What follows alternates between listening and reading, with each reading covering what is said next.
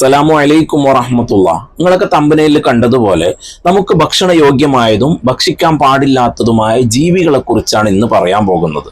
ചില ആളുകൾക്ക് സംശയം ഉണ്ടാകും, ഇന്ന ജീവിയെ തിന്നാൻ പാടുണ്ടോ, ഇന്ന മൃഗത്തിനെ അല്ലെങ്കിൽ പക്ഷിയെ ഇതിനൊക്കെ തിന്നാൻ പാടുണ്ടോ. ഇങ്ങനെ സംശയമുള്ള ആളുകൾക്ക് തീർച്ചയായും ഈ വീഡിയോ ഉപകാരപ്പെടും. നിങ്ങൾക്ക് ഏതെങ്കിലും തരത്തിലുള്ള സംശയം ഉണ്ടായിട്ടുണ്ടെങ്കിൽ അല്ലെങ്കിൽ ഈ വീഡിയോ ഉപകാരപ്പെട്ടിട്ടുണ്ടെങ്കിൽ താഴെ കമന്റ് ചെയ്യുക. നമുക്ക് ഏതായാലും വീഡിയോയിലേക്ക് കടന്നാലോ. അപ്പൊ ആദ്യമായിട്ട് നമ്മൾ നോക്കാൻ പോകുന്നത് ഭക്ഷണയോഗ്യമായ മൃഗങ്ങളെയാണ്, നമുക്ക് ഭക്ഷിക്കാൻ പറ്റുന്ന മൃഗങ്ങൾ. അത് ഓരോന്നും ഇങ്ങനെ വിശദീകരിച്ച് പറയല്ല, ഞാനിങ്ങനെ ലിസ്റ്റ് വായിക്കുന്നത് പോലെ മൃഗങ്ങളുടെ പേര് വായിക്കുകയാണ്. നിങ്ങൾക്ക് സംശയമുള്ള മൃഗങ്ങളൊക്കെ അതിലുണ്ടാകും. അപ്പൊ നമുക്ക് നോക്കിയാലോ. ഭക്ഷണയോഗ്യമായ മൃഗങ്ങളിൽ ഒന്നാമതായി പറഞ്ഞിട്ടുള്ളത് ഒട്ടകം, അറിയാലോ അല്ലെ, മുയല്, താറാവ്, പശു, കാട്ടി എന്ന് പറഞ്ഞാൽ കാട്ടിപ്പോത്ത്, മ്ലാവ് എന്നൊക്കെ പറയുമല്ലോ, പിന്നെ പോത്ത്, കൂരൻ, വെട്ടുകിളി, ചെമ്മീൻ, തിരണ്ടി, കാട, കൊക്ക്, കാട്ടുകഴുത. കാട്ടുകഴുത എന്ന് പറയുമ്പോൾ നമ്മുടെ നാട്ടുകഴുത, സാധാരണയുള്ള കഴുത, അതിന് തിന്നാൻ പാടില്ല എന്നതിൽ വരുന്നുണ്ട്. അതുകൊണ്ടാണ് ഇവിടെ എടുത്തു പറഞ്ഞത് കാട്ടുകഴുതാണ്. കാട്ടുകഴുത തിന്നാൻ പറ്റുന്നതാണ്. പിന്നെ മാടപ്രാവ്, കോഴി, മൈന പക്ഷി അറിയല്ലോ, അത് തിന്നാൻ പറ്റുന്നതാ. മീന്, ഉടുമ്പ്, പൈങ്ങാക്കിളി, മാന്, കുരുവി, ആട്, കൃഷിക്കാക്ക, അമ്പലപ്രാവ്, കുതിരനൊക്കെ തിന്നാൻ പറ്റുന്നതാണ് കേട്ടോ. വാത്ത, അരിപ്രാവ്, മുള്ളൻ, നെയ്യാട്, മുണ്ടി, തീവിഴുങ്ങി, കാട്ടെലി, കാട്ടാട്, മണിപ്രാവ്. ഇതില് ചില മൃഗങ്ങളെ നമ്മുടെ നാടുകളിൽ വേട്ടയാടാനോ പിടിക്കാനോ അറുക്കാനോ ഒന്നും പാടില്ലാത്തതുണ്ടാകും. എന്നാൽ ഇതൊക്കെ തിന്നൽ നിർബന്ധമാണെന്നോ ഇതൊക്കെ നിങ്ങൾ തിന്നോ, ഗവൺമെന്റിന് നിയമങ്ങൾ ബാധകമല്ല എന്നൊന്നല്ല ഞാൻ പറയുന്നത്.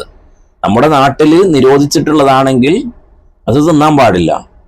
അവിടെ നമ്മളെ ഗവൺമെന്റിന്റെ നിയമമാണ് നമ്മൾ നോക്കേണ്ടത്. പക്ഷെ തിന്നാൻ പറ്റും, ഹറാമല്ല എന്നുള്ളതാണ് പറഞ്ഞത്. അത് ചിലപ്പോൾ നമ്മുടെ നാട്ടിൽ പിടിക്കാൻ പാടില്ലാത്ത സാധനങ്ങൾ മറ്റ് നാടുകളിൽ പോയാൽ നമുക്ക് തിന്നാൻ പറ്റും. അതുകൊണ്ട് തിന്നൽ ഹലാലാണ് എന്നുള്ളത് പറഞ്ഞു എന്ന് മാത്രം. അപ്പൊ ഇത്രയും ജീവികളാണ് നമുക്ക് തിന്നൽ ഹലാലായിട്ടുള്ളത്. ഇനി തിന്നാൻ പാടില്ലാത്തത് ഏതൊക്കെ ജീവിയാ തിന്നാൻ പാടില്ലാത്തത്?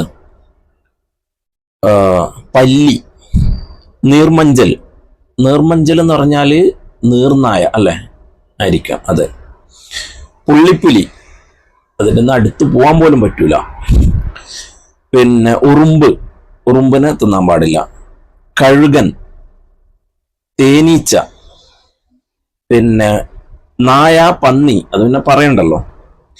കുരങ്ങ്, ആന, എലി എന്ന് പറയുമ്പോൾ കാട്ടെലി തിന്നാൻ പറ്റുന്ന വിഭാഗത്തിൽ പെട്ടതാണ് നേരത്തെ പറഞ്ഞിട്ടുള്ളത്. ഇത് നമ്മുടെ നാടുകളിൽ കാണുന്ന നാട്ടെലി. നാട്ടുകാക്ക, നമ്മുടെ നാടുകളിൽ കാണുന്ന സാധാ കാക്ക. മലങ്കാക്ക, എട്ടുകാലി, തേള്, ആനറാഞ്ചി, തവള. ഈ സാധനങ്ങളൊക്കെ പുറം നാടുകളിൽ ഇഷ്ടംപോലെ വിൽക്കുന്നതായിട്ട് നമ്മൾ കാണാറുണ്ട് അല്ലെ. തവള, തേള്, എട്ടുകാലി, ഇതൊക്കെ അത് തിന്നാൻ പാടില്ലാത്തതാ. പ്രാപ്പിടിയൻ, പിന്നെ കാട്ടുപല്ലി, ആമ, ഞണ്ട്, കടന്നല്, ഈച്ച, ചെന്നായ, കരടി, വവ്വാലിനൊന്നും തിന്നാൻ പാടില്ല. വവ്വാല് പനി വരും എന്ന് വെച്ചിട്ടല്ല, വവ്വാലൊന്നും തിന്നാനേ പാടില്ലെന്ന്. പിന്നെ ഓന്ത്, പാമ്പിനൊക്കെ പല നാടുകളിലും തിന്നുന്നത് നമ്മൾ കാണാറുണ്ട്, പക്ഷെ നമുക്കത് അനുവദനീയമല്ല. പരുന്ത്, കഴുത. ഇവിടെയാണ് കഴുത തിന്നാൻ പാടില്ലാത്തതിൽ പെട്ടതാണ്, നമ്മുടെ നാട്ടിലുള്ള നാട്ടുകഴുത. എന്നാൽ കാട്ടുകഴുത തിന്നാൻ പറ്റുന്നതിൽ പെട്ടതാണ്. മുതല പല നാടുകളിലും തിന്നുന്നത് നമ്മൾ കണ്ടിട്ടുണ്ട്, പാടില്ല. രാജകിളി, കൂമൻ, സിംഹം. സിംഹത്തിന്റെ അടുത്ത് പോയാൽ അറിയാം കഥ. കുറുക്കൻ, പിന്നെ പൂച്ച. ഇത്രയും ജീവികൾ നമ്മൾ തിന്നാൻ പാടില്ല. ഇനി ചില ജീവികളെ ചില പണ്ഡിതന്മാർ തിന്നാം എന്ന് പറഞ്ഞിട്ടുണ്ട്, ചില പണ്ഡിതന്മാർ തിന്നാൻ പാടില്ല എന്ന് പറഞ്ഞിട്ടുണ്ട്. എന്നാൽ ഭൂരിപക്ഷം ആളുകളും പറഞ്ഞത് തിന്നാം എന്നാണ്. ഭൂരിപക്ഷം പണ്ഡിതന്മാരും പറഞ്ഞത് തിന്നാം എന്നാണ്. ചില പണ്ഡിതന്മാർ തിന്നാൻ പാടില്ല എന്ന് പറഞ്ഞിട്ടുണ്ട്. അത് ഏതൊക്കെ ജീവികളാ? മരംകൊത്തി, അതുപോലെ കുയില്, മലയണ്ണാൻ. ഈ ജീവികളെ കുറിച്ചിട്ട് ചില പണ്ഡിതന്മാർ പറഞ്ഞ് തിന്നാൻ പാടില്ല എന്നാണ്. എന്നാൽ ഭൂരിപക്ഷം ആളുകളും പറഞ്ഞത് തിന്നാം എന്നാണ്.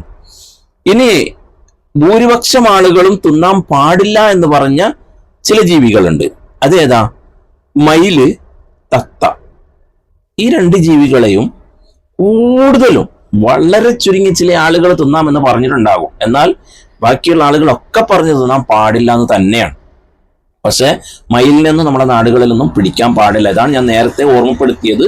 നമ്മുടെ നാടുകളിൽ പിടിക്കാൻ പാടില്ല അല്ലെങ്കിൽ ഭക്ഷിക്കാൻ പാടില്ല എന്ന് നിയമമുള്ള ജീവികളെ നമ്മൾ ഒരിക്കലും തിന്നരുത്. പക്ഷെ ഇത് അറിഞ്ഞിരിക്കണം എന്ന്. നമ്മുടെ നാടുകളിൽ അല്ലെങ്കിൽ നമുക്ക് പുറത്തുനിന്ന് വാങ്ങാൻ കിട്ടുന്ന സാധനങ്ങളൊക്കെ ആണല്ലോ ഇതൊക്കെ.